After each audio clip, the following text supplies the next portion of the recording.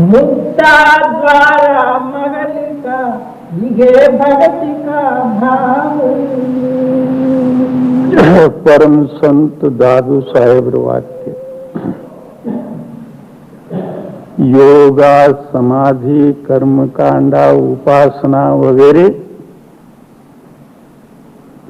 ಇವಾದರೂ ಸಹಿತ ಸಹಜ ಮುಕ್ತಿ ಪಥಕ್ಕೆ ಒಯ್ಯಬಹುದು. ಪರಂತು ಮಧ್ಯದಲ್ಲಿ ಯಾವುದಾದ್ರೂ ಮತ್ತು ಮಮಕಾರ ರೂಪವಾದಂತಹ ಬೆಟ್ಟ ಎದುರು ಬಂದು ನಿಂತಿತು ಅಂದ್ರೆ ಇದರಲ್ಲಿ ಅಸಫಲತಾ ಸಿಗತಕ್ಕಂಥದ್ದನ್ನು ಒಂದು ಸಂಭವ ಉಂಟು. ಅದಕ್ಕೆ ಎಲ್ಲದಕ್ಕಿಂತಲೂ ವಿಶೇಷವಾದಂತಹದ್ದು ಯಾವುದು ಭಕ್ತಿ ಪಂಥ ಅಥವಾ ಭಕ್ತಿ ಮಾರ್ಗ. ಇದು ಮಾತ್ರ ಏನದಂದ್ರೆ ನಿನಗೆ ಕಡೆಗೆ ಮುಟ್ಟಿಸಬಹುದು. ಅದಕ್ಕೆ ನೀನೇನದಂದ್ರೆ ಎಲ್ಲ ಬಿಟ್ಟು ಕೇವಲ ಒಂದು ಭಕ್ತಿನೇ ಧಾರಣೆ ಮಾಡು. ಈಗ ಹೊರಗೆ ವೇದಶಾಸ್ತ್ರದಲ್ಲಿ ಸಿದ್ಧಾಂತ ಏನದ, ಭಕ್ತಿ ಜ್ಞಾನ ವೈರಾಗ್ಯ.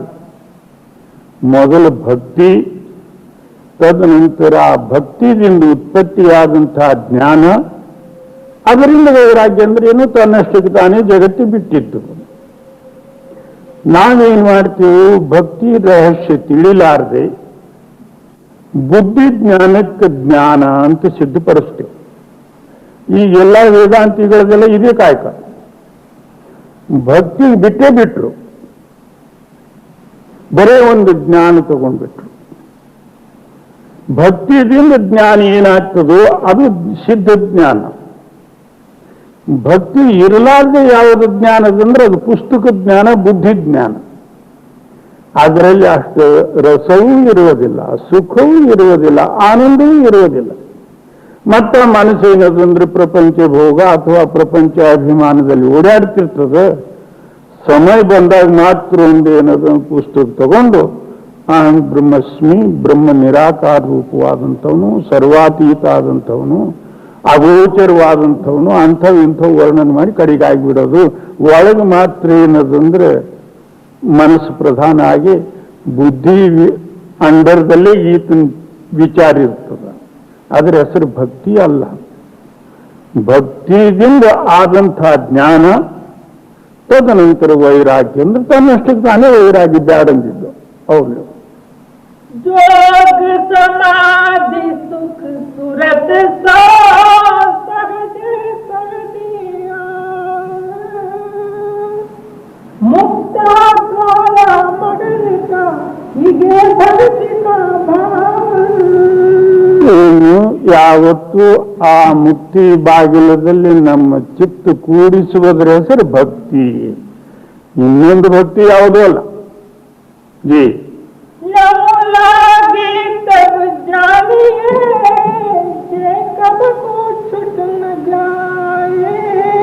ಅಂಥ ಭಕ್ತಿಯಲ್ಲಿ ಲಕ್ಷ್ಯ ಕೂಡಿದ್ದೇ ಒಂದು ಪ್ರಮಾಣ. ಮತ್ತು ಹೇಗದು ಲಕ್ಷ್ಯ ಕೂಡತಕ್ಕಂಥದ್ದು, 1 ಗಂಟೆ ಏನದಂದ್ರೆ ಅದೇ ಲಕ್ಷ್ಯದಲ್ಲಿದ್ದ, 23 ಗಂಟೆ ಏನದಂದ್ರೆ ಯಾವ ಲಕ್ಷ್ಯದಲ್ಲಿ ಹೋದನು ಗೊತ್ತಿಲ್ಲ. ಅದು ಹಾಗಲ್ಲ. ಲೌಲಾಗಿ ತಬ ಜಾನಿಯೇ ಅದು ಮತ್ತೆ ಎಂದೂ ಏನದಂದ್ರೆ ಆ ಲಕ್ಷ್ಯದಿಂದ ನಿನ್ನ ಚಿತ್ತ ಕಡೆಗೆ ಆಗಬಾರ್ದು. ಇದರ ಹೆಸರು ಲಕ್ಷ್ಯ ಮತ್ತು ಲವ. ಜೀ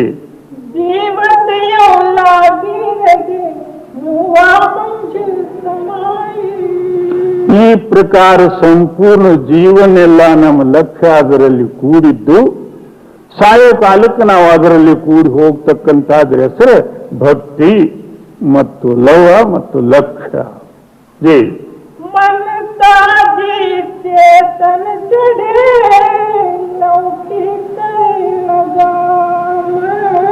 ಏನು ಮನಸ್ಸು ರೂಪವಾದಂತಹದ್ದು ಕುದುರೆ, ಅದರ ಮೇಲೆ ನಮ್ಮ ಚೇತನ ಚಿತ್ತ ರೂಪವಾದಂತಹದ್ದು ಸ್ವಾರ್ಣ. ಯಾವತ್ತು ಲಕ್ಷ್ಯ ಅದರಲ್ಲಿ ಕೂಡಿಸ್ತಕ್ಕಂಥದ್ದು ಒಂದು ಲಗಾಮ.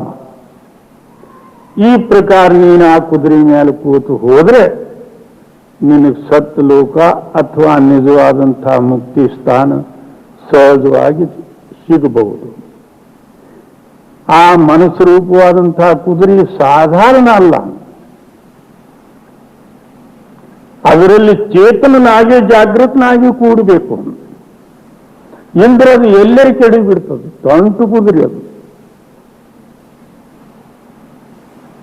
ಯಾವುದೇ ಒಂದು ಎಬ್ಬಿಸ್ಕೊಂಡು ಕೂತಿರ್ತದೆ. ಒಬ್ಬರು ಕುದುರೆ ಮೇಲೆ ಕೂಡೋರಿಗೆ ಆ ಕುದುರೆ ಅನ್ನೋದನ್ನು ತತ್ಕಾಲ ಗುರ್ತು ಮಾಡಿಕೊಟ್ಟರು. ಈತನ ಹ್ಯಾಕ್ ಕೂತಾನೋ, ಹೊಸಬನೋ ಹಳೆಬನೋ, ಅಥವಾ ಮೊದಲು ಹಿಡಿದು ಕೂಡವನು ಈತನೇ ಇನ್ನೊಬ್ಬನೋ ಬೇರೆ ಅನ್ನೋದು ಅದಕ್ಕೆ ತತ್ಕಾಲ ಗೊತ್ತಾಗಿ ಹೋಗ್ತದೆ. ಮತ್ತೆ ಇಂಥವನಿಗೆ ಏನದಂದ್ರೆ ಆತ ಕೂತು ಕೂಡ್ಲೇನೆ ಆ ಕಾಲ ಹಿಡಿದಿದ್ದು ನೋಡಿ ಅದಕ್ಕೆ ಗೊತ್ತಾಗ್ತದೆ ಇವನು ಹೊಸಬ, ಇವನು ಕೂತವನಿಲ್ಲ. ಹಾರಿ ಬಿಡ್ತಂದ್ರೆ ಆಗಿ ಬಿದ್ದುಬಿಟ್ಟ. ಹಾಗೆ ನಮ್ಮ ಮನಸ್ಸು ರೂಪವಾದಂತಹ ಕುದುರೆ ಮಾಡಿ ಅದರಲ್ಲಿ ಚೇತನ ಸ್ವಾರ ಅಂದ್ರೆ ಜಾಗೃತನಾಗಿ ಒಳ್ಳೆ ಸ್ವಾರನಾಗುವುದು. ಮತ್ತೆ ಲಗಾಮಿ ಯಾವುದು? ಯಾವತ್ತು ಲಕ್ಷ್ಯ ಅನ್ನೋದಂದ್ರೆ ಆ ಪರಮಾತ್ಮನಲ್ಲಿ ಹತ್ತಿಸ್ತಕ್ಕಂಥದ್ದೇ ಲಗಾಮಿ. ಅಂದ್ರೆ ಅದು ಅಡ್ಡ ದಾರಿ ಹಿಡಿದೋಯ್ತದ. ಅವರು लौकी करे लगा सबद गुरु का साधना कोई पहुंचे साथ ಏನು ಶಬ್ದ ಗುರುವಿನ ಸಹಾಯತಾದಿಂದ ಯಾರಾದ್ರೂ ವಿರಳ ಒಬ್ಬ ಪುರುಷರು ಆ ಸತ್ತ ಪಥಕ್ಕೆ ಹೋಗಿ ಮುಟ್ತಾರೆ. ಇಂದ್ರಿಯ ನಡು ಒಂದು ಕೊಂದು ಏನದಂದ್ರೆ ಮೇಳವೇ ಇಲ್ಲ. जी आदिगंत मध्य फिरते टूटे नहीं धागा. ಏನಂತಾರೆ, ನೀನು ಮೊದಲು ಭಕ್ತಿಯಲ್ಲಿ ಪ್ರಾರಂಭ ಆಗುವ ಕಾಲದಲ್ಲಿ ಭಕ್ತಿ ವಿಷಯದಲ್ಲಿ ಎಷ್ಟು ನಿನ್ನ ಮನಸ್ಸು ಉತ್ಸಾಹ ಪಟ್ಟಿತ್ತು, ಅದರಂತೆ ಏನಾದರೂ ಮುಂದೆ ನಡೆಯೋ ಕಾಲದಲ್ಲಿ ಮಧ್ಯಸ್ಥಿತಿಯಲ್ಲಿ ಆದರೂ ಸಹಿತನು ಇನ್ನಿಷ್ಟು ಉತ್ಸಾಹ ಹೆಚ್ಚಬೇಕು, ಹೊರತಾಗಿ ಅದಕ್ಕೆ ಕಮ್ಮಿ ಹಾಕುವುದು. ಕಡಿಯವರಿಗೂ ಅದೇ ಉತ್ಸಾಹ ಇದ್ದು ಅದೇ ಉತ್ಸಾಹದಲ್ಲಿ ನಮ್ಮ ಶರೀರ ಹೋಗಬೇಕು. ಇದರದ್ದು ನಿಜವಾದಂತಹ ಭಕ್ತಿ. ಮತ್ತು ಮೊದಲು ಓಡಾಡಿ ಕುಂಡಾಡಿ ಭಕ್ತಿ ಮಾಡಿದ. ತದನಂತರ ಏನದಂದ್ರೆ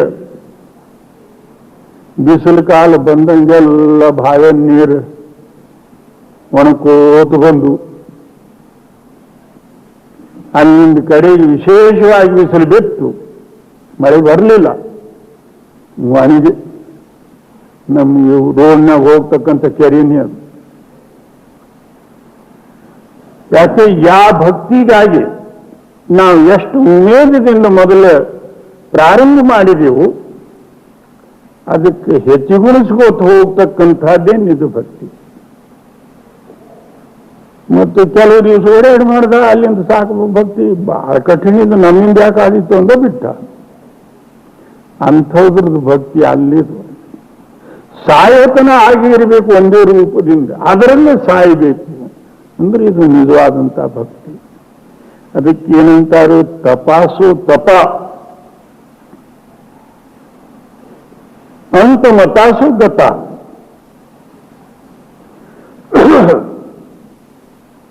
ತಪಶ್ಚರ್ಯ ಏನು ಅದಂದ್ರೆ ಪೂರ್ಣ ಮಾಡ್ದ, ಕಡೆ ಸಮಯಕ್ಕೆ ಏನದಂದ್ರೆ ಈತನ ಮತಿ ಹೇಗಿರ್ತದೋ ಅದರಂತೆ ಗತಿ ಬರ್ತದೆ. ನಾವು ಮೊದಲು ಬೇಕಾದಷ್ಟು ಓಡಾಡಿ ಮಾಡಿದೆವು, ಕಷ್ಟ ಬಿದ್ದ ಕೂಡಲೇನೆ ಅಥವಾ ಮರಣ ಟೈಮ್ನಲ್ಲಿ ಕಷ್ಟಾದಿಗಳು ಹೆಂಡ್ರ ಮಕ್ಕಳು ಎದುರು ಬಂದು ಕೂತು ಹೋಯ್ತಲ್ಲ ಭಕ್ತಿ ಅವ್ರದೇ ಆಯ್ತು. ಹೊರತಾಗಿ ಜನ್ಮದವ್ರಿಗೂ ಭಕ್ತಿ ಮಾಡಿ ಕಡೆಗೆ ಏನದಂದ್ರೆ ಅವ್ರಿಗೆ ಕೊಟ್ಟಂಗಾಯ್ತು. ರಾಜ ಭರ್ತರಿ ರಾಜ್ಯ ತ್ಯಾಗನ ಮಾಡಿ ವಾಸ ಸೇವನೆ ಮಾಡಿ ಅಲ್ಲಿ ಭಕ್ತಿ ಮಾಡ್ತಿದ್ದ, ಪರಮಾತ್ಮ ತಪಶ್ಚರ್ಯ ಮಾಡ್ತಿದ್ದ. ಅಲ್ಲಿ ಅಡವಿಯಲ್ಲಿ ಒಂದು ಜಿಂಕಿ ಮರಿ ಆತನ ಹತ್ತಿರ ಏನದಂದ್ರೆ ಓಡಾಡ್ಕೋತು ಬಂದು ಕೂಡಿ ಒಳ್ಳೆ ಪ್ರಿಯವಾಗಿ ತೋರ್ತವೆ. ಸಣ್ಣ ಮರಿ ಈತನ ಅದಕ್ಕೆ ಹಿಡಿದು ಅದರ ಮೇಲೆ ಕೈ ಆರಿಸಿ ತನ್ನ ಹತ್ತಿರ ಅದಕ್ಕೂ ಕೂರಿಸಿಕೊಂಡ. ಇನ್ನು ಅದು ಚಿಕ್ಕ ಮರಿ ಇರುವುದರಿಂದ ಮನುಷ್ಯರ ಸಹವಾಸ ಆಗಿ ಅದಕ್ಕೆ ಅಡವಿ ಭಾವವೇ ಹೋಯ್ತು. ಈತನಲ್ಲಿ ಇರುವುದು ಯಾವತ್ತು ಈತನ ನೆಕ್ಕದು ಕೂಡದು ಪಾಡೋದು ಎಲ್ಲ ಮಾಡ್ತು. ಆತ ಅದಕ್ಕಾಗಿ ಇಲ್ಲಿದು ಹುಲ್ಲ ಅಂಥದ್ದಿಂಥದ್ದು ತಂದು ದಿನಾಲು ಹಾಕಿ ಅದಕ್ಕೆ ಪಾಲನೆ ಮಾಡಿದರು. ಅಷ್ಟರಲ್ಲಿ ಇವರು ಶರೀರ ಬಿಡುವ ಸಮಯ ಬಂತು. ಶರೀರ ಬಿಡುವ ಕಾಲಕ್ಕೆ ಈ ಜಿಂಕಿ ಮರಿದು ಹೇಗ ಮುಂದಿದ್ರ ಪಾಲನೆ ಹೇಗಾದಿತ್ತು ಅನ್ನೋದು ಕಲ್ಪನಾ ಬಂತು. ಅಷ್ಟರಲ್ಲಿ ಪ್ರಾಣ ಬಿಟ್ಟರೆ ಮುಂದೇನು ಜಡಯೋನಿಗೆ ಜಿಂಕಿಯಾಗಿ ಬರಬೇಕಾಗ್ತದೆ. ಜನ್ಮದವರಿಗೂ ತಪಶ್ಚರ್ಯ ಮಾಡಿ ಕಡೆಗೆ ಒಂದೇ ವಿಚಾರದಿಂದ ಆತನಿಗೆ ಜಡ ಹೊರತರಿ ಅಂತ ಮುಂದೆ ಹೆಸರಾಯಿತು. ಮುಂದೆ ಆತನು ಬರಬೇಕಾಯ್ತು. ಅದರಂತೆ ನಾವು ಎಷ್ಟೋ ಮೊದಲೇನ ತಪಶ್ಚರ್ಯಾದಿಗಳು, ಭಕ್ತಿ ಭಾವಾದಿಗಳು, ವಿಚಾರಾದಿಗಳು ಬೇಕಾದ್ದು ಮಾಡಿದೆವು. ಅದು ಕಡೆಯವರಿಗೂ ಅದೇ ರಸವಾಗಿತ್ತಂದ್ರೆ ಅದರ ಫಲ ನಮಗೆ ಸಿಗಬಹುದು. ಕಡೆ ಕಾಲಕ್ಕೆ ಎಲ್ಲಿದೋ ಒಂದು ಮೋಹ ಬಂತು, ಗಂಡು ಮಕ್ಕಳು ಅದು ಇದು ಏನೇನು ಆಗಿ. ಯಾಕಂದ್ರೆ ಭಕ್ತಿ ಮಹಾ ಕಠಿಣ ಅಲ್ಲ, ಅಭ್ಯಾಸಕ್ಕೆ ಕೂಡೋದಾಗೋದಿಲ್ಲ. ಅಭ್ಯಾಸಕ್ಕೆ ಎಲ್ಲಿವರೆಗೂ ಕೂಡೋದಿಲ್ಲ, ಅಲ್ಲಿವರೆಗೂ ಚಿತ್ತ ಅಂತರ್ಮುಖ ಆಗೋದಿಲ್ಲ. ಅಂತರ್ಮುಖ ಎಲ್ಲಿವರೆಗೂ ಆಗೋದಿಲ್ಲ ಅಂದ್ರೆ ಅಲ್ಲಿವರೆಗೂ ಭಕ್ತಿ ರಸ ಇವನಿಗೆ ಗೊತ್ತಾಗೋದಿಲ್ಲ. ಅದು ಹಾಗೆ ಏನದಂದ್ರೆ ಸಮಾಜ ನೋಡಿ ಮಾಡ್ಕೋತ ಹೋಗೋದಿರ್ತದೆ. ಅಂತ್ರಿ ರಸ ಗೊತ್ತಾಗೋದಿಲ್ಲ, ಭಕ್ತಿ ರಸ ಗೊತ್ತಾಗೋದಿಲ್ಲ. ಅದು ಕಡೆಗೆ ಏನದಂದ್ರೆ ಒಳಗಿದ್ದಿದ್ದು ಪ್ರಪಂಚದ ಸಾಮಗ್ರಿ, ಇವನು ಚಿತ್ತವು ಅದೇ ರೂಪವಾಗಿರುವುದರಿಂದ ಅದರಲ್ಲಿ ಕೂಡಿ ಶರೀರ ಬಿಟ್ಟ. ಮತ್ತೆ ತಿರುಗಿ ಬರಬೇಕಾಯ್ತು.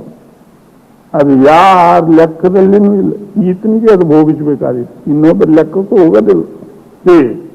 ಆದಿಗಂತ ಮಧ್ಯೆ ಕರಸೆ ಟೂಟಿಯಾಗಿದ್ದಾಗ दादू ये के रख गया जब जानी जाಗ. ಇನ್ನು ಒಂದೇ ಒಂದು ತಾನು ಒಳಗೆ ನಿಂತಿದ್ದಾದ್ರೆ ಇವನು ಜಾಗೃತನಾದ ಅಂತ ಸಿದ್ಧ. ಮತ್ತು ತನ್ನ ಒಳಗೆ ಎಷ್ಟು ತುಂಬಿದ್ದಾದ್ರೆ ಇವನು ಮಲಗ್ಯಾನ ಅಂತ ಸಿದ್ಧ. ಅರ್ಥ ಅನುಪಮ ಆಪ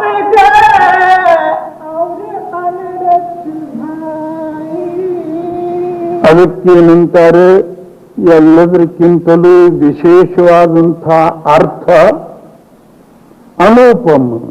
ಅದ್ರದ್ದು ಉಪಮ ಇಲ್ಲ. ಅದು ಯಾರು? ತನ್ನ ಸ್ವರೂಪ. ತನ್ನ ಸ್ವರೂಪಕ್ಕೆ ಯಾವುದು ಉಪಮಾದ ಏನೂ ಇಲ್ಲ. ತನ್ನಕ್ಕಿಂತಲೂ ಒಂದು ಬೇರೆ ವಸ್ತು ಇದ್ರೆ ಒಬ್ಬ ಉಪಮಾ ಕೊಡೋನು, ಒಂದು ಸಿದ್ಧ ಇದ್ದಂಥ ವಸ್ತು ಅಂತ ಎರಡಾಗ್ತದೆ. ಈಗ ಸೂರ್ಯನಿಗೆ ಉಪಮಾ ಕೊಡಬೇಕಾದ್ರೆ ಇನ್ನೊಂದು ಯಾವುದು ಉಪಮಾ ಅವನಿಗೆ ಕೊಡ್ಲಿಕ್ಕೆ ಬರ್ತದೆ? ಎಲ್ಲದಕ್ಕಿಂತಲೂ ಏನಾದ್ರೂ ಪ್ರಕಾಶದ್ದು ಉಪಮಾ ಕೊಡಬೇಕಾದ್ರೆ ಸೂರ್ಯನ ಉಪಮಾ ತಗೋಬೇಕಾಗುತ್ತೆ. ಓಹೋ, ಸೂರ್ಯನಂಗೆ ಹೊಳಿತಿದ್ದ. ಇನ್ನು ಸೂರ್ಯನಿಗೆ ಉಪಮಾ ಕೊಡಬೇಕಾದ್ರೆ ಎದರಂಗೆ ಹೇಳಲಿಕ್ಕೆ ಬರ್ತದೆ. ಅದರಂತೆ ತನ್ನ ಸ್ವರೂಪ ಏನದಂದ್ರೆ ಅನುಪಮ, ಉಪಮಾರಹಿತವಾದದ್ದು. ಅರ್ಥ ಅನುಪಮ. ಆ ಅರ್ಥಕ್ಕೇನದಂದ್ರೆ ಉಪಮಾ ಇಲ್ಲ. ಅರ್ಥ ಅಂದ್ರೇನು? ನಾವು ದ್ರವ್ಯ ಅಂತೀವಿ. ಅರ್ಥ ಅಂದ್ರೇನು? ಯಾವುದೇ ಒಂದು ಶಬ್ದದ ಅರ್ಥ ಮಾಡತಕ್ಕಂಥದ್ದು ಅಂತೀವಿ. ಈಗ ವಕೀಲರಾದರೂ ಸಹಿತನು ಯಾವುದೇ ಒಂದು ಕಾನೂನದ ಅರ್ಥ ಮಾಡುವುದು, ಅದನ್ನು ಒಂದು ಅರ್ಥವೇ ಅಂತ. ಪರಂತು ಇವು ಅರ್ಥಗಳಲ್ಲ, ಅನರ್ಥ. ತನ್ನ ಸ್ವರೂಪದ ಅರ್ಥ ಯಾವುದದು ಅದು ನಿಜವಾದಂಥ ಅರ್ಥ, ಬಾಕಿ ಎಲ್ಲ ಇವು ಅನರ್ಥಗಳು.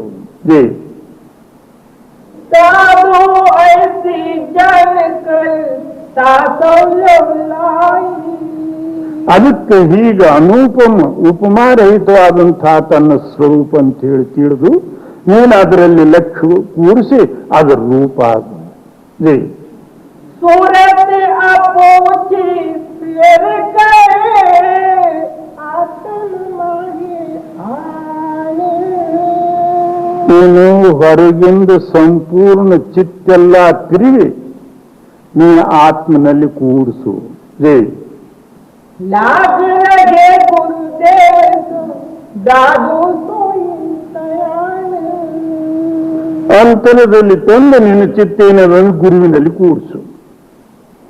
ಅವರು ಎಲ್ಲರಿಗಿಂತಲೂ ವಿದ್ವಾಂಸರು, ಅನುಭವಿಗಳು ಮತ್ತು ಹುಷಾರಿ ಮತ್ತು ಶಾಣೆರು, ಚತುರರು. ಇನ್ನು ಎಲ್ಲ ಹೊರಗಿನ ಚಿತ್ತೆಲ್ಲ ಅಂತರದಲ್ಲಿ ತಂದು ಅದೇ ಚಿತ್ತ ಇದು ಗುರುವಿನಲ್ಲಿ ಯಾರು ಕೂಡಿಸ್ತಾರೋ ಅಂದ್ರೆ ಅವರು ಎಲ್ಲರಿಗಿಂತಲೂ ಹುಷಾರು ಮತ್ತು ಶಾಣೆರು, ಜಾಗೃತರು. ಅದಕ್ಕೆ ಎಲ್ಲ ವೇದಶಾಸ್ತ್ರದ ಪ್ರಮಾಣ ಏನದಂದ್ರೆ ಧ್ಯಾನ ಮೂಲ ಗುರುರ್ ಮೂರ್ತಿ. ಧ್ಯಾನಕ್ಕೆ ಮೂಲ ಯಾವುದಂದ್ರೆ ಗುರುವಿನ ಸ್ವರೂಪ. ಮಂತ್ರ ಮೂಲ ಗುರುರ್ ವಾಕ್ಯಂ. ಮಂತ್ರಕ್ಕೆ ಮೂಲ ಏನದಂದ್ರೆ ಗುರುವಿನ ವಾಕ್ಯ. ಅವನು ಯಾವುದೇ ಮಂತ್ರ ಹೇಳಲ್ನ್ಯಾಕ, ಯಾವುದೇ ವಾಕ್ಯ ಹೇಳಲ್ನ್ಯಾಕ, ಅದರಲ್ಲಿ ವಿಶ್ವಾಸ ಇತ್ತಂದ್ರೆ ಅದು ಸರ್ವ ಮಂತ್ರಕ್ಕೂ ಮೂಲವಾದದ್ದು. ಮತ್ತು ವಾಕ್ಯದಲ್ಲಿ ವಿಶ್ವಾಸ ಇರಲಿಲ್ಲ, ಅದು ಒಳ್ಳೆ ಮಂತ್ರ ಇದ್ರೂ ಸಹಿತ ಇವನಿಗೇನೂ ಇಲ್ಲ, ಏನು ಫಲದಾಯಕ ಆಗೋದು. ಅದಕ್ಕೆ ಮೋಕ್ಷ ಮೂಲ ಗುರುರ್ ಕೃಪಾ. ಮೋಕ್ಷಕ್ಕೆ ಎಲ್ಲ ಮೋಕ್ಷಕ್ಕೆ ಮೂಲ ಏನದಂದ್ರೆ ಗುರುವಿನ ಕೃಪಾ. ಈ ಮೂರೇ ನಾಲ್ಕೇ ಮಾತು ರಟನೆ ಮಾಡಿ ವಿಶ್ವಾಸದಲ್ಲಿದ್ರೆ ಮತ್ತಿನ್ನೊಂದು ವೇದ ಬೇಡ, ಶಾಸ್ತ್ರ ಬೇಡ, ಪುರಾಣ ಬೇಡ. ಪರಂತು ಅವು ಮಾತು ನಮ್ಮ ಲಕ್ಷ್ಯದಲ್ಲಿ ಯಾಕೆ ನಿಂದ್ರೋದಿಲ್ಲ ಅಂದ್ರೆ ಆ ಮಂತ್ರಗಳಲ್ಲಿ ವಿಶ್ವಾಸ ಇಲ್ಲ, ಆ ಧ್ಯಾನದಲ್ಲಿ ನಮ್ಮ ಚಿತ್ತ ಕೂಡೋದಿಲ್ಲ. ಇನ್ನು ಮೋಕ್ಷರೇ ಗುರುಕೃಪ, ಅದು ಬೇರೆ ಉಳಿತು. ಇವು ಎರಡು ಕೂಡಿದಾಗ ಅದು ಬರೋದು. जग आत्म तग राम गए सकल क्या फरते अंतर्गत लाई रंग दादू सेवक सूर. ಆತ್ಮ ಮತ್ತು ಪರಮಾತ್ಮ ಇವು ಎರಡು ಶಕ್ತಿ ಭಿನ್ನ ಇಲ್ಲ. ನಮ್ಮ ಶರೀರದಲ್ಲಿ ಆ ಶಕ್ತಿ ಇರುವುದರಿಂದ ಇದಕ್ಕೆ ಆತ್ಮ ಅನ್ಬೇಕಾಯ್ತು. ಈ ಶರೀರ ಭಾವಾದಿಗಳಿಂದ ದೂರ ಆಗೋದ್ರದಿಂದ ಪರಮಾತ್ಮ. ಇಷ್ಟೇ ಫರಕ. ಆತ್ಮ ಪರಮಾತ್ಮ ಇವು ಎರಡು ವಸ್ತು ಇಲ್ಲ. ಅವರು दादू सोई तैयार जह आत्म तह राम है सकल रख्या भरते. ಅದೇ ನಮ್ಮ ಆತ್ಮನೇ ಸರ್ವವ್ಯಾಪಿ ಸರ್ವತ್ರ ಪರಿಪೂರ್ಣ. ಅವರು ಈ ಪ್ರಕಾರ ಅಂತರ್ಗತಿಯಲ್ಲಿ ಯಾರ ಚಿತ್ತ ಕೂಡದು ಅವರೇ ಸೇವಕರು, ಅವರೇ ಮಹಾಭಕ್ತರು. ಜಿ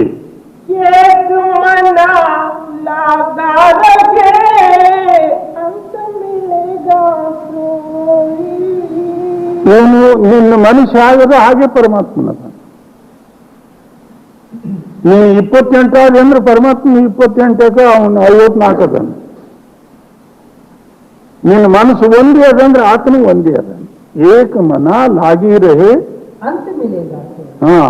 ಒಂದೇ ಮನಸ್ಸಿನಿಂದ ನೀನು ಅದರಲ್ಲಿ ಕೂಡಿದ್ದಾದ್ರೆ ಅದೇ ಮನಸ್ಸು ಹಂತದಲ್ಲಿ ಪರಮಾತ್ಮ ರೂಪ ಆಗಿರ್ತದೆ. ಅವರು दादू जाके मन बसे ताको दर्शन कोई. ಯಾರ ಮನಸ್ಸಿನಲ್ಲಿ ಆ ಪರಮಾತ್ಮನ ವಾಸ ಆಗ್ತಾನೋ ಆ ಮನಸ್ಸಿನಿಂದ ಅವರಿಗೇನು ದರ್ಶನ ಕೊಡ್ತಾನೆ.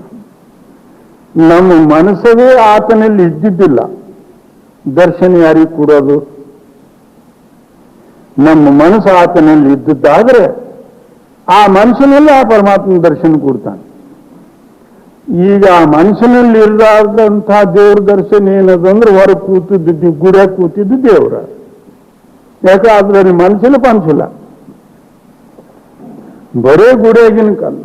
ಅಲ್ಲಿ ಹೋದಾಗ ನಮ್ಮ ಮನಸ್ಸಿದು ದೇವರ ಅಂತ ಅನ್ನೋದು. ಒಳಗೆ ದೇವರಿಲ್ಲ, ಗುಡಿಯಾಗ ದೇವರದ. ಅವು ಗುಡಿಯಾಗ ಕೂತಿದ್ದ ಕಲ್ಲುಗಳು ಅವು ಬೇಕಾದಷ್ಟು ಮನಸ್ಸಿನಿಂದ ತಯಾರಾಗ್ತಾವೆ.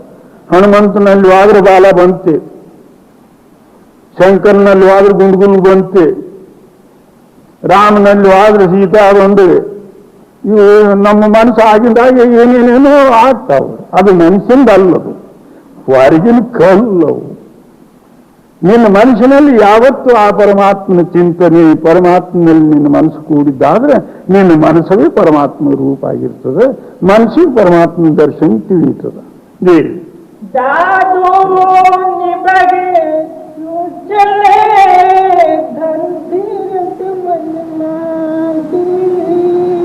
ಅದಕ್ಕೆ ನೀನು ಯಾವತ್ತೂ ಪೂರ್ಣ ವಿಶ್ವಾಸ ಇಟ್ಟು ನಾನೇನದಂದ್ರೆ ಇದೇ ಪಥದಲ್ಲಿ ಸತ್ರು ಪರವಾಗಿಲ್ಲ, ಹಿಂದಕ್ಕೆ ಸರಿಯೋದಿಲ್ಲ ಅಂತ ಹೇಳಿ ನಿನ್ನ ಮನಸ್ಸಿನಲ್ಲಿ ನಿಜತ್ವ ಇದ್ದದ್ದಾದ್ರೆ ಅವರ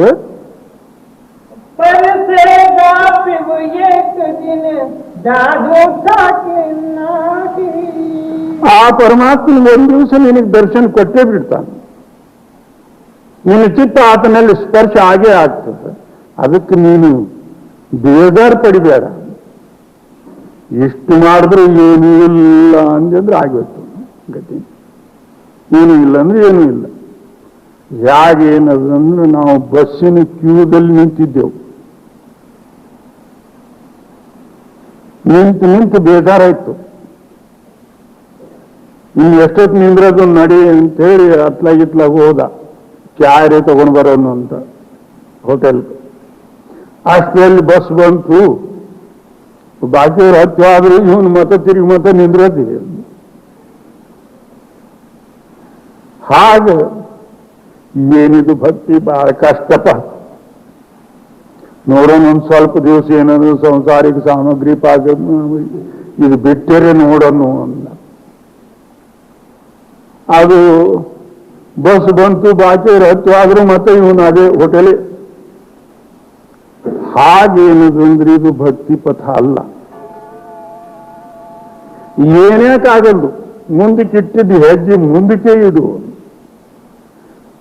ಅದು ಮುಂದೆ ಮತ್ತಿಷ್ಟು ಕಷ್ಟ ಬರ್ತದೆ ಜರೂರ. ಸಾಧಾರಣ ಮಟ್ಟಿಗೆ ಇದು ಸಿಗೋದಲ್ಲ. ಈಗ ಸಾವಿತ್ರಿ ಒಬ್ಬಕ್ಕೆ ಪತಿವ್ರತ ಹೆಣ್ಮಗಳು. ಅವಳಿಗೆ ಯಾರೋ ಹೇಳಿದ್ರು, ಈ ಸತ್ಯವಾನ್ ಅನ್ನತಕ್ಕಂಥ ರಾಜನ ಮಗನು 16 ವರ್ಷದಲ್ಲಿ ಸಾಯೋದು ನಿಜ ಅದ. ಅವಳಿಗೆ ಅದು ಗೊತ್ತಿತ್ತು. ಅವಾಗ ಎಷ್ಟೋ ಜನರು ಲಗ್ನ ಮಾಡಿಕೊಳ್ಳಾರ್ದೆ ಎಷ್ಟೋ ಹೆಣ್ಮಕ್ಳು ನೋಡಿ ಸುಮ್ಮನೆ 16 ವರ್ಷದೊಳಗೆ ವಿಧವಾ ಆಗೋದಂದ್ರೆ ಯಾಕೆ ಮಾಡ್ಕೊಳ್ಳೋದು. ಇವಳು ಸಾವಿತ್ರಿ ಏನಂದು, ನಾನು ಮಾಡಿದ್ರೆ ಆತನಿಗೆ ಮಾಡ್ಕೊಡ್ತೀನಿ. ತಾಯಿ ತಂದೆ ಎಷ್ಟೋ ಜನರು ಎಲ್ಲರೂ ಏನದಂದ್ರೆ ವಿರೋಧ ಮಾಡಿದ್ರು. ಇದು ಕಣ್ಣಾರು ನೋಡಿ ಯಾಕೆ ನೀನೇನು ಇಂಥ ದುಃಖದಲ್ಲಿ ಬೀಳುತ್ತೀನಿ. ಇಲ್ಲ, ನಂದು ಮತ್ತು ಆತಂದು ಏನದಂದ್ರೆ ಹಾಗೆ ಬ್ರಹ್ಮಲೇಖವೇ ಅದ, ನಾನು ಮಾಡ್ಕೋತೀನಿ. ಲಗ್ನ ಆಯ್ತು. 16 ವರ್ಷದಲ್ಲಿ ಯಮುನು ಬಂದ ಆತನಿಗೆ ಒಯ್ಯೋದಕ್ಕೆ ಬಂದ್ರೆ ಇವಳು ಆತನ ಸಂಘಟನೆ ನಡೆದು ಬಿಟ್ಟು. ಅವಾಗ ಯಮುನಿ ಏನಂತಾನೆ, ಈಗ ನಿನ್ನ ಮರಣದ ಸಮಯ ಇಲ್ಲ ಮತ್ತು ನೀನು ತಿರುಗಿ ಹೋಗು. ಹೇಳೇನದು, ನಾನು ಗಂಡದು ಬಿಡು, ನಾನು ಬರ್ತೀನಿ, ತಿರುಗಿ ಹೋಗ್ತೀನಿ ಕರ್ಕೊಂಡು. ನನ್ನ ಗಂಡ ಎಲ್ಲಿ ಹೋಗ್ತಾನೆ ಅಲ್ಲಿ ಹೋಗ್ಲಿಕ್ಕೆ ಬೇಕು. ಅಲ್ಲಿ ಸತ್ಯಕ್ಕೆ ಯಮನಿರು ಏನ್ ಮಾಡ್ತಾನೆ, ಕಡೆಗೆ ಬಿಟ್ಟು ಬಿಡಬೇಕಾಯ್ತು. ಅಂಥ ಸಾವಿತ್ರಿ ಏನದಂದ್ರೆ ಗಂಡನಿಗೆ ಮತ್ತೆ ಪುನಃ ಏನದಂದ್ರೆ ಜೀವಂತ ಮಾಡಿದಳು. ಏನು ತನ್ನ ಪತಿವ್ರತ ಮತ್ತು ನಿಶ್ಚಯ ಬಲದಿಂದ ಸತ್ಯದ ಬಲದಿಂದ ನೋಡ್ಬೇಕಾದ್ರೆ ಮೊದಲು ಎಲ್ಲರೂ ಏನದಂದ್ರೆ ಇವಳು ಏನು ಮಾಡ್ತಾಳ ಅನ್ನತಕ್ಕಂಥದ್ದು ಜನರು ಎಲ್ಲರೂ ನಿಂದ ಮಾಡೋದು, ಬೇಕಾಗಿ ಏನದಂದ್ರೆ ವಿಧವತ್ವ ಏನದಂದ್ರೆ ಧಾರಣ ಮಾಡ್ಬೇಕು, ಎಷ್ಟೋ ಜನರು ಏನೇನು ಮಾತಾಡೋದು. ಈಗ ಅದೇ ಒಂದು ಆಲ್ದ ಮರದ ಕೆಳಗೆ ಅವನು ಸತ್ಯವಾನ್ ಮಲಗಿದ್ದ, ಅಲ್ಲಿದ್ದು ಯಮದೂತರು ಒಯ್ತಿದ್ರು, ಯಮದೇವರು ತಗೊಂಡು ಹೋಗ್ತಿದ್ದ. ಈಗಿನ ಸಾವಿತ್ರಿಗಳು ಆ ಆಲ್ದ ಮರಕ್ಕೆ ಹೋಗಿ ನೂಲು ಸುತ್ತಿ ಬರ್ತಾರೆ ತಿರುಗಿ, ಗಂಡ ಎತ್ತಲಾಗ್ಯಾಕೆ ಹೋಗಲ್ಲ. ಇಂಥ ಸತ್ಯವಾನ್ರದ್ದು ಏನಾಗ್ಲದು? ಅದಕ್ಕೇನಂತಾರೆ, ನೀನು ಒಮ್ಮೆ ಸತ್ಯ ಧಾರಣ ಮಾಡಿದ್ರೆ ಅಂದಿದ್ದೆ ಯಾಕೆ? ಅದಕ್ಕೆ ಸತ್ಯದಲ್ಲಿ ಭಯ ಯಾಕೆ? ಸುಳ್ಳಿದ್ರೆ ಮಾತ್ರ ಭಯ ಇರುತ್ತೆ, ಸತ್ಯದಲ್ಲಿ ಭಯ ಯಾಕೆ? ಏನ್ಯಾಕಾಗೋದು? ಅಷ್ಟು ನಿಜವಾಗಿ ನೀನು ಭಕ್ತಿ ಧಾರಣ ಮಾಡಿದ್ದಾದ್ರೆ ಆ ಪರಮಾತ್ಮ ನಿನಗೇನದಂದ್ರೆ ದುಃಖ ಕೊಟ್ಟಾನೆ, ಅಥವಾ ಎಲ್ಲರೂ ಓಡುವಾಗನ ಕಳತನದಿಂದ ಯಾಗ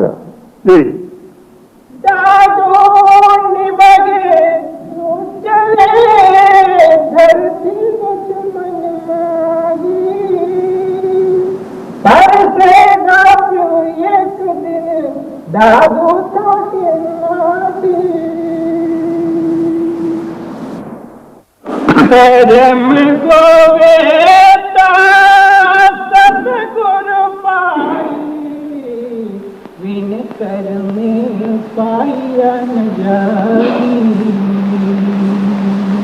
ಶ್ರೀ ಗುರು ನಾನಕ್ ದೇವರ ಪಶ್ಚಾತ್ ಮೂರನೇ ಪೀಠದಲ್ಲಿ ಆದಂಥ ಅಮರ ದೇವರ ವಾಕ್ಯ.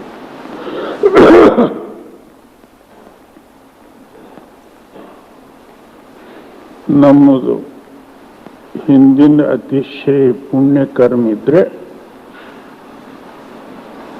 ಅದರಲ್ಲಿ ಆ ಪರಮಾತ್ಮನ ಕೃಪೆ ಆಗಿದ್ದಾದ್ರೆ ಪೂರಾ ಸದ್ಗುರುಗಳು ಕೂಡುಣಿಕೆ ಆಗ್ತದೆ, ಅಥವಾ ಅವರ ಸನ್ನಿಧಾನದಲ್ಲಿ ಅವರ ಸಹವಾಸದಲ್ಲಿ ನಮಗೆ ಹೋಗ್ತಕ್ಕಂಥ ಸಮಯ ಸಿಗ್ತದೆ. ಎಲ್ಲಿವರೆಗೂ ಆತನ ಕೃಪೆ ಇಲ್ಲ ಅಲ್ಲಿವರೆಗೂ ಸಿಗುವುದೇ ದುರ್ಲಭ. ಸಿಕ್ಕರೂ ಈತನಿಗೆ ಏನೋ ಮಾಡಲಾರ್ದು ಅಥವಾ ಈತನ ವಿಚಾರದಲ್ಲಿ ಬರಲಾರ್ದು. ಹೌದು, ಭವಾಂತರ ಪುಣ್ಯವಿಲ್ಲದೆ ಭಕ್ತಿ ಭಾವ ಬಾರದೆಯ, ಭಕ್ತಿ ಭಾವವಿಲ್ಲದೆ ಗುರು ಲಭಿಸಲಾರ, ಭಕ್ತಿ ಭಾವ ಬಾರದೆ ಭವ ಹಿಂಗದೆಯ, ಭವ ಹಿಂಗದ ಬಳಿಕ ಬಂದ ಬಾಧೆಗಳು ತಪ್ಪೋಯ್ಯ. ಅನಾದಿ ಕಾಲದ್ದು ಪುಣ್ಯ ಸಂಗ್ರಹ ಇದ್ರೆ ಅಥವಾ ಪರಮಾತ್ಮನ ಕೃಪೆ ಆಗಿದ್ದಾದ್ರೆ ಗುರು ನಾಮ ಸತ್ಸಂಗ ಇವೆಲ್ಲ ಪುಣ್ಯ ಶಕ್ತಿಗಳು ನಮಗೆ ಪ್ರಾಪ್ತ ಆಗ್ತಾವೆ. ಜೈ ಕರಮ ಗೋವೇತ ಸತಗುರು ಪಾಯಿಯೇ विन करने पाया न जाई। सतगुरु में ये कंचन कोई जाकर की कोई रजाई। ಗುರುಗಳು ಸಿಕ್ಕ ನಂತರ ಏನಾಗ್ತದೆ? ನಮ್ಮ ಶರೀರವೇ ಸುವರ್ಣಮಯ ಆಗ್ತದ. ಆ ಪರಮಾತ್ಮನ ಕೃಪೆ ಆಗ್ತದ. ನಮ್ಮಲ್ಲಿರ್ತಕ್ಕಂಥ ಮೊದಲಿನ ಜಡ ಭಾವನೆಗಳೆಲ್ಲ ದೂರಾಗಿ ಆ ಪರಮಾತ್ಮನ ಸತ್ಯ ನಾಮ ನಮ್ಮ ಅಂತರದಲ್ಲಿ ಪ್ರಕಾಶಿತ ಆಗಿ ಈತನ ಅಮರನಾಗ್ತಾನೆ. ಅಂದ್ರೇನು? ಗುರುಗಳು ಸಿಕ್ಕಿದ್ದು ಈ ಲಾಭ.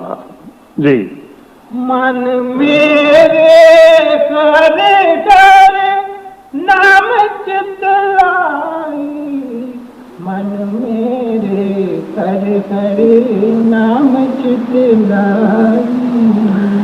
ಅದಕ್ಕೇನಂತಾರೆ? ಹೇ ನನ್ನ ಮನಸ್ಸವೇ, ಅನ್ಯಾವುದರೇ ಹಾಳ ಚಿಂತನೆ ಬಿಟ್ಟು ನೀನು ಕೇವಲ ಆ ಪರಮಾತ್ಮನ ನಾಮದಲ್ಲೇ ಚಿತ್ತು ಕೂಡಿಸು. ನಾವು ದೂರ ಓಡಾಡುವುದಕ್ಕೆ ಮಾತ್ರ ತಯಾರಾಗ್ತೇವೆ. ಸಮೀಪ ಇದ್ದಿದ್ದು ನಮಗೆ ದೂರ ಆಗ್ಯದ, ದೂರ ಇದ್ದಿದ್ದು ನಮಗೆ ಸಮೀಪ ಆಗ್ಯದ. ಅದು ಹಾಗಂದ್ರೆ ನಮ್ಮ ಚಿತ್ತ ಅಥವಾ ಮನಸ್ಸ ಅಥವಾ ಅಂತರಿ ನಾಮ ಎರಡೂ ಒಂದೇ ಜಾಗದಾಗ ಅದಾವ. ಇದೇ ಶರೀರದಲ್ಲಿ ಮನಸ್ಸ ಅಥವಾ ಚಿತ್ತ ಮತ್ತು ನಾಮ ಎರಡೂ ಒಂದೇ ಜಾಗದಾಗ ಅಲ್ಲಿದಲ್ಲೇ ಕೂಡುವುದಾಗವಲ್ದು. ಹೊರಗೆ ಎಲ್ಲೇ ಇದ್ದಿದ್ದು ಮಾಯಾವಿ ಸಾಮಗ್ರಿ ಏನೇನು ಚಿಂತೆ ಏನದೊಂದು ಒಳಗೆ ತುಂಬಿಕೊಂಡು ನಾವು ಹೊರಗಿನ ಸಾಮಗ್ರಿದು ಚಿಂತೆ ಮಾಡ್ತೇವೆ, ಒಳಗಿಂದ್ರದಿಂದ ದೂರ ಆಗಿದೆ. ಇದು ಉಲ್ಟಾ ನ್ಯಾಯ ಆಗ್ಯದ. ಹೌದು.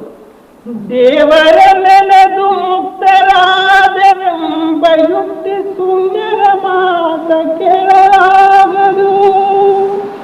ಅದೇನು ಕಾರಣವೆಂದೊಡೆ ದೇವರ ನೆನೆದವರಿಗೆ ದೇವರುಂಟೇ.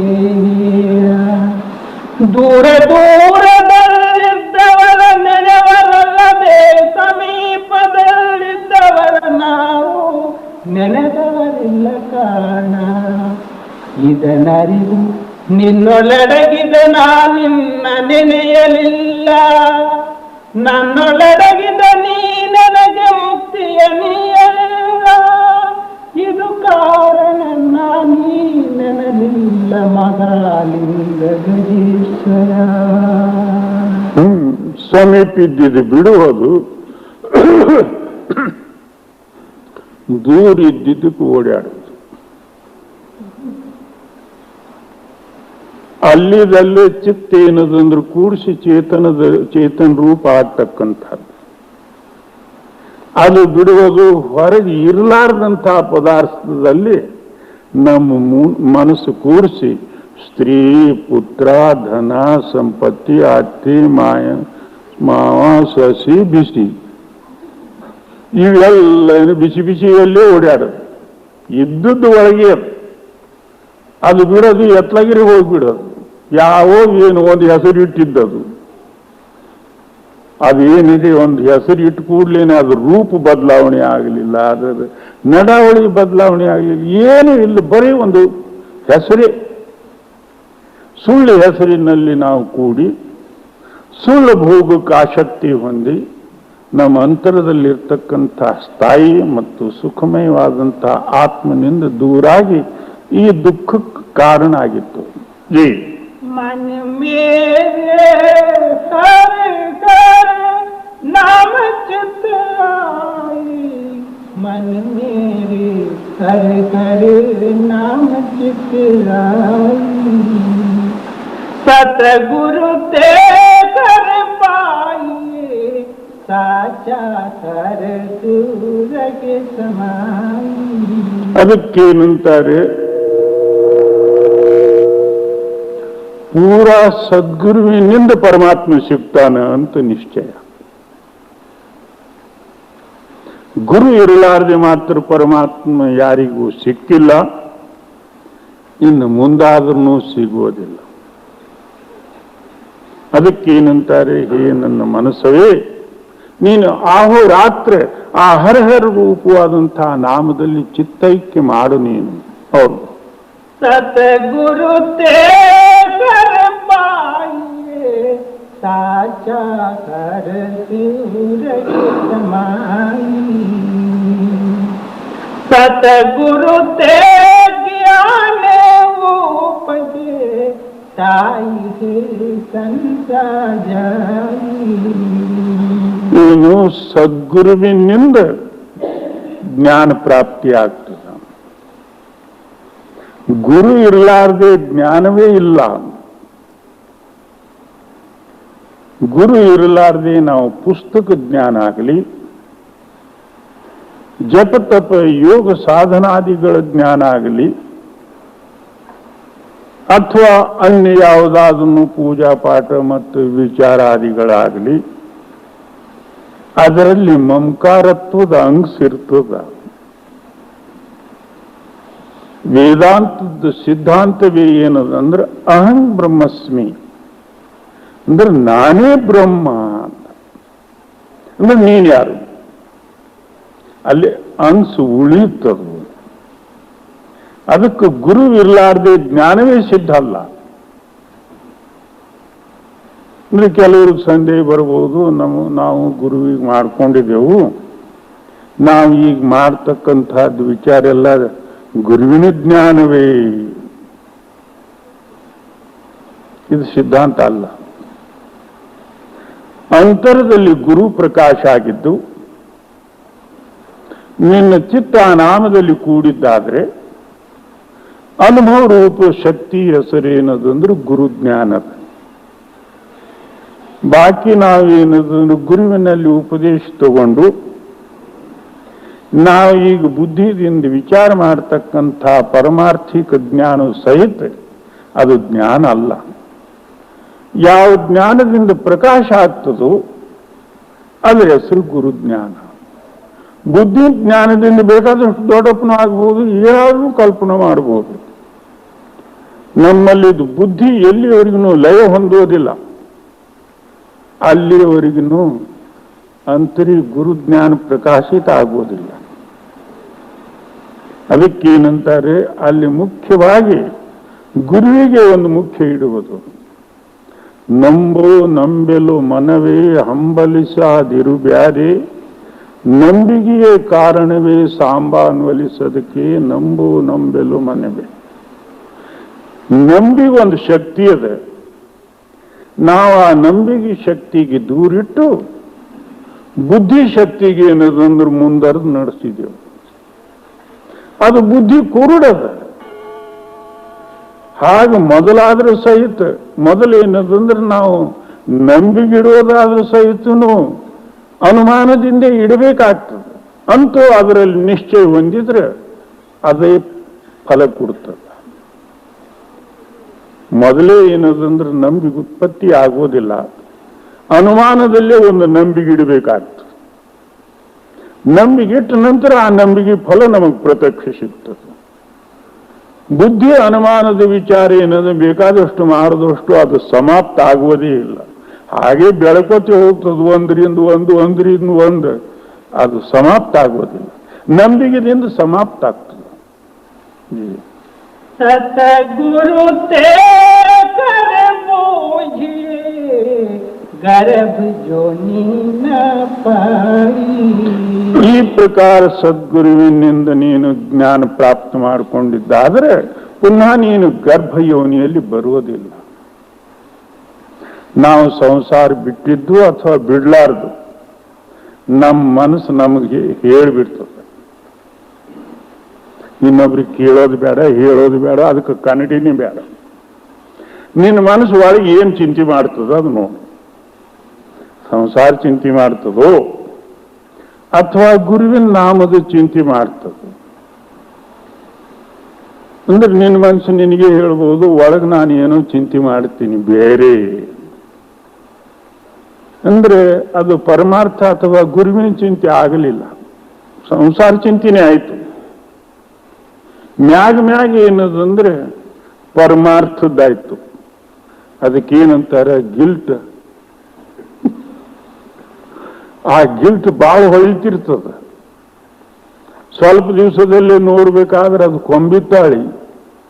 ಜೈ ಸತಗುರು ತೇ ಕರ ಮೋಹಿಯೇ ಗರ್ಭ ಜೋನಿ ನ ಪಾಯಿ. ಅದಕ್ಕೇನಂತಾರಂದ್ರೆ ಗುರುವಿನಿಂದ ನೀನು ಜ್ಞಾನ ಪ್ರಾಪ್ತ ಮಾಡ್ಕೋ. ಆ ವೇಳೆಯಲ್ಲಿ ನಿನ್ನ ಗರ್ಭವಾಸ ತಪ್ತದ. ಹೊರಗೆ ನಿನ್ನಷ್ಟಕ್ಕೆ ನೀನು ಏನ್ ತಿಳಿದಿದ್ದದು ಯಾತ್ರದದು. ಜಿ ಗುರು ಪ್ರಸಾದಿ ಜೀವದ ಮಾಯೆ ಮರ ಜೀವೇ ಸಬಲ್ ಕಮಾಯಿ. ಅದಕ್ಕೇನಂತಾರೆ ಗುರುವಿನ ಪ್ರಸಾದದಿಂದ ನೀನು ಜೀವದಲ್ಲೇ ಸಾಯಿ. ಮರ್ಜೀವಿ ಮರ್ಜೀವಿ ಸಬದಿ ಕಮಾಯಿ. ಹಾ, ಸತ್ತು ನೀನೇನದು ಅಂದ್ರೆ ಜೀವಂತನಾಗಿ ಆ ಶಬ್ದದ ಅಭ್ಯಾಸ ಮಾಡು. ಆ ವೇಳೆಯಲ್ಲಿ ಈ ಸಂಸಾರ ರೂಪವಾದಂತಹ ಬಂಧನ ಬಿಡುತ್ತದೆ. ಸಾಯಲಾರದೆ ಮಾತ್ರ ಸಾವು ನಮಗೆ ಖಂಡಿತ. ಮೊದಲು ಗುರುವಿನ ಪ್ರಸಾದದಿಂದ ನೀನು ಸಾಯೋದು ಅಂದ್ರೆ ಏನು ಊರ್ಲಾಯ್ಕೊಂಡ.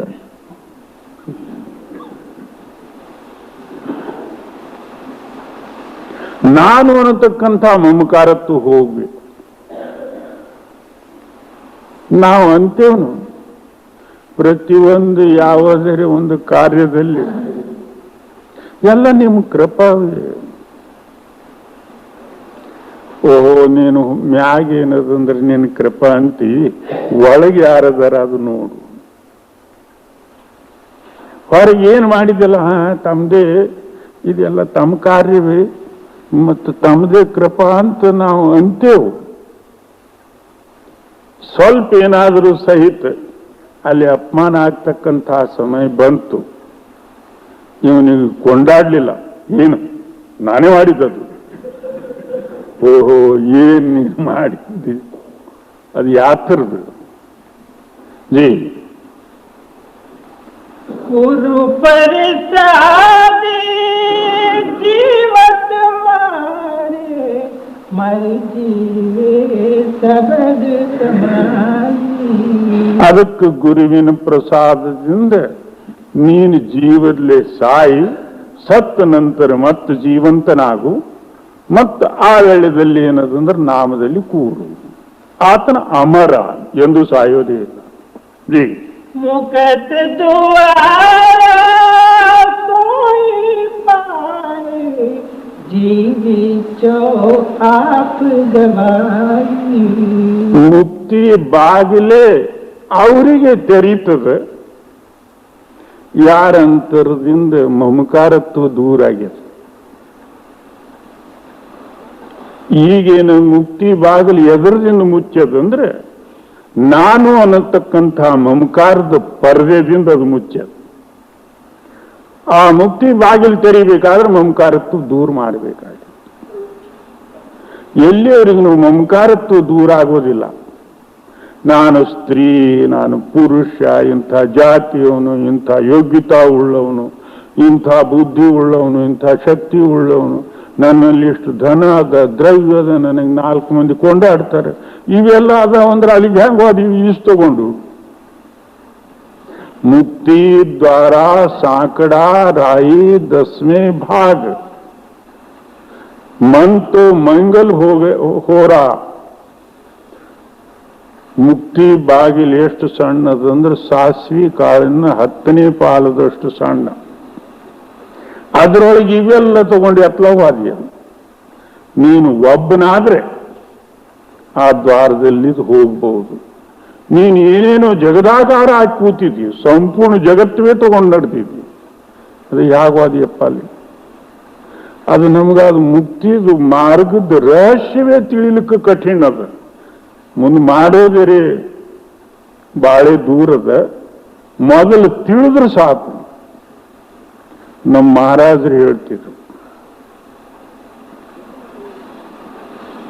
12 ವರ್ಷಕ್ಕೆ ಜನ್ಮದವರಿಗೂ ಸತ್ಸಂಗ ತಿಳಿದಿದ್ದಾದ್ರೆ ಅವನು ಮಹಾಪುಣ್ಯಶಾಲಿ ಅಂತೇಳಿ.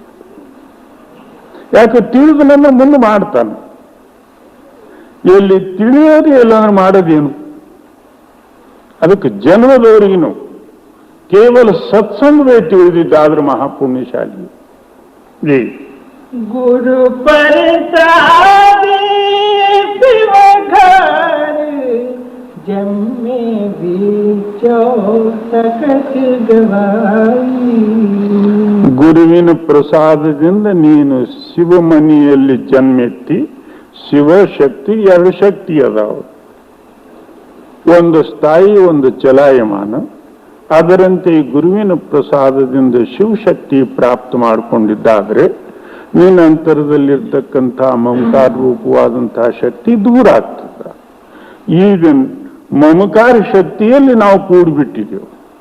ಜೈ ಅಚರ ಚರ ವಿವೇಕ ಬುದ್ಧಿ ಪಾಯಿ पुरखे पुरख मिलाई ಅಚರ್ಚರಿ ಒಂದು ಅಚಲವಾದದ್ದು, ಒಂದು ಚಲಾಯಮಾನವಾದದ್ದು. ಅಚಲ ರೂಪವಾದಂತಹ ನಮ್ಮ ಆತ್ಮನು ಚಲಾಯಮಾನ ಆಗೋದಕ್ಕಂದ್ರೇನು, ಮೇಲಕ್ಕೆ ಹೋಗೋದಕ್ಕೆ ತಯಾರಾಗ್ತಾನೆ. ಅಚರ್ಚರಿ विवेक बुद्धि पाए ಅವಾಗ ಏನದಂದ್ರೆ ವಿವೇಕ ಬುದ್ಧಿ ಪ್ರಾಪ್ತ ಆಗ್ತದ. ವಿವೇಕ ಅಂದ್ರೇನು? ಅನುಭವ. ಸತ್ಯ ಮತ್ತು ಅಸತ್ಯಕ್ಕೆ ತಿಳಿತಕ್ಕಂಥ ಜ್ಞಾನ ನಿನ್ನಲ್ಲಿ ಉದಯ ಆಗ್ತದೆ, ಅದಕ್ಕೆ ವಿವೇಕ ಅಂತಾರೆ. ಈಗ ನಮಗೆ ಸತ್ಯ ಅಸತ್ಯ ಎರಡೂ ಗೊತ್ತಿಲ್ಲ. ಸತ್ಯ ಅಂದ್ರೆ ಏನು, ಅಸತ್ಯ ಅಂದ್ರೆ ಏನು? ಮಾತುಗಳು ನಾವು ಮಾತ್ರ ಸತ್ಯ ಅಸತ್ಯ ಕೂಗ್ಯಾಡ್ತೀವಿ. ನೀನು ನಿಜವಾಗಿ ಹೇಳು, ಸತ್ಯವಾಗಿ ದೇವರಾಣಿ ಮಾಡಿ ಹೇಳ್ತೀನಿ ಸತ್ಯ, ಬರೇ ಸುಳ್ಳ, ಏನು ಇರೋದಿಲ್ಲ. ನಾವು ಸುಳ್ಳಿನ ಆಧಾರ ಮ್ಯಾಗೆ ಎಲ್ಲ ವ್ಯವಹಾರ ಮಾಡುವುದು. ಅಲ್ಲಿ ಇದ್ದಿದ್ದು ಒಂದು, ಹೇಳೋದು ಒಂದು, ನಡೆಯೋದು ಒಂದು, ಎತ್ಲಾಗೋ ಏನು ನಡ್ಕೋತ ಹೋಗೋದೇ ಹಾಗೆ. ವಿವೇಕ ಅಂತ ಎದಕ್ಕಂತಾರೆ? ನಮ್ಮ ಅಂತರದಲ್ಲಿ ಸತ್ಯ ಮತ್ತು ಅಸತ್ಯಕ್ಕೆ ನಿರ್ಣಯ ಕೊಡ್ತಕ್ಕಂತಹ ಶಕ್ತಿ ಉತ್ಪತ್ತಿಯಾಗಿದ್ದಕ್ಕೆ ವಿವೇಕ ಅಂತಾರೆ. ಇವರು ಪುಸ್ತಕದವ್ರಿಗೆ ವಿವೇಕ ಹುಡುಕೋತ ಹೋಗ್ತಾರೆ. ಇವತ್ತು ವಿವೇಕ ಜ್ಞಾನ ಪ್ರತಿಪಾದನೆ ತೆಗಿ, ಏನ್ ತೆಗೆದು ಪುಸ್ತಕದಿಂದ ತೆಗಿಲಿಕ್ಕೆ ಬಂದಿತ್ತ? ಜೈ अचर चरे विवेक बुद्धि पाए पुरखे पुरख मिलाई ಆವಾಗ ಈತನು ಪುರುಷನಿಗೆ ಪುರುಷ ಕೂಡಿ ಬಿಡ್ತಾನೆ. ಅಂದ್ರೆ ನಾವೆಲ್ಲರೂ ಪುರುಷರೇ. ವಿಚಾರ ಮಾಡಿ ನೋಡಿದ್ರೆ ಯಾರೋ ಒಬ್ಬ ಕೋಟಿಯಲ್ಲಿ ಒಬ್ಬ ಪುರುಷ ಇರಬಹುದು. ಇಲ್ದಿದ್ರೆ ಅವ್ರು ತಮ್ಮ ಹೃದಯ ವಿಚಾರ ಮಾಡಿ ನೋಡಿದ್ರು ಒಳಗೆಲ್ಲ ಏನದಂದ್ರೆ ಮಾಯನೇ. ಮ್ಯಾಗ ಮಾತ್ರ ಏನದಂದ್ರೆ ಪುರುಷರು ಇರಬಹುದು, ಶರೀರ ಸಂಬಂಧ. ಶರೀರ ಪುರುಷ ಮತ್ತು ಸ್ತ್ರೀ ವಗೈರೆ ಹೀಗೇನು ಎರಡು ಭಾಗ ಆಗಿದ್ರದಿಂದ ಅಲ್ಲಿ ಸ್ತ್ರೀ ಪುರುಷ ಅಂತ ಹೇಳಿ ಇವ್ರು ಕಲ್ಪನೆ ಮಾಡಬಹುದು. ಪರಂತು ಹೃದಯ ಸ್ತ್ರೀ ಪುರುಷ ಸ್ಥಾನ ವಿಚಾರ ಮಾಡಿದ್ರು ನೋಡಿದ್ರೆ ಒಳಗೆಲ್ಲ ಹೆಂಗಸ್ರೇ ಕೂತಾವು. ಧನ, ದ್ರವ್ಯ, ಸ್ತ್ರೀ, ಪುತ್ರ, ಮಕ್ಕಳು, ಮರುಗಳು, ಅಣ್ಣ, ತಮ್ಮ, ತಾಯಿ, ತಂಗಿ ಇವೆ. ಅದಕ್ಕೇನಂತಾರೆ? ನೀನು ಈ ಪ್ರಕಾರ ವಿವೇಕ ಪ್ರಾಪ್ತವುಳ್ಳವನಾಗಿ ಸತ್ಯ ಅಸತ್ಯ ವಿಚಾರ ಮಾಡಿ ಸತ್ಯದಲ್ಲಿ ಅನುಭವ ಪಟ್ಟಿದ್ದಾದ್ರೆ ನೀನಂತರದಲ್ಲಿ ಏನಂದ್ರೆ ಆ ಪುರುಷತ್ವ ಉತ್ಪತ್ತಿ ಆಗ್ತದೆ. ಪುರುಷತ್ವ ಅಂದ್ರೆ ಯಾರು? ಪುರ ಅಂದ್ರೆ ಶರೀರ, ಅಂತರದಲ್ಲಿರ್ತಕ್ಕಂಥ ಈಶ. ಈ ಪುರುಷತ್ವ ಈಶ ಶಕ್ತಿಗೆ ನೀನು ಕೂಡಿದಲ್ಲಿ ನೀನು ಪುರುಷನಾಗ್ತೀವಿ. ಅಲ್ಲಿವರೆಗೂ ಪುರುಷನ ಅನಿಸ್ಕೊಳ್ಳೋದು ಹಾಗೆ. ಇವತ್ತು ನಾಳೆ ಹೊರಗಿಂದ ಸಹಿತ ಪುರುಷತ್ವ ಇಲ್ಲ. ಮೀಸಿ ಬೋಸ್ಕೊಂಡು ಎಲ್ಲರೂ ಒಂದೇ. ಏನದ ಅಲ್ಲಿ? ಮೊದಲಿನ್ನ ನೀನು ಮೀಸಿ ಬಾಸಿ ಇಟ್ಟು ಹೌಕಿ ನಾನು ಪುರುಷ ಅನ್ಬೇಕಾಗಿತ್ತು. ಈಗೇನದು ಬೋಳ್ವಸವಣ್ಣ ಏನದ? ಏ धातुर बाजी संसार गते चले मूल दवाई ಇಂಥ ಮಾಯದ ಖಟ್ಪಟಿಯಲ್ಲಿ ಇದೇ ಧಾತೃಬಾಜಿಯಲ್ಲಿ ಏನದಂದ್ರೆ ತಮ್ಮ ಆವಿಷ್ಯ ಕಳ್ಕೊಂಡೇ ಹೋಗ್ಬಿಡ್ತಾರೆ. ಬಾಲ್ಯಾವಸ್ಥಾ ಹೋಯ್ತು, ಕಿಶೋರಾವಸ್ಥಾ ಹೋಯ್ತು, ಯೌವನಾವಸ್ಥಾ ಹೋಯ್ತು, ವೃದ್ಧಾಪ ಕಾಲ ಬಂತು, ಒಂದು ಸತ್ ಹೋಯ್ತು. ಸತ್ತು ಮರುದಿವಸ ಇವನಿಗೆ ನೆನೆಸೋರು ಯಾರೂ ಇರೋದಿಲ್ಲ. ಏನೋ ಒಳ್ಳೆ ಧನವಾದ ಸತ್ತಿದ್ರಂದ್ರೆ ಪೇಪರ್ದವರು ಬೆಲೆ ತಗೊಂಡು ಏನಾದನ್ನ ಹಣ ತಗೊಂಡು ಹೆಸರು ಹಾಕಿಬಿಡ್ತಾರೆ. ಇಂಥವನಿದ್ದ ಸತ್ವ ಆದ ಹಾಗೆ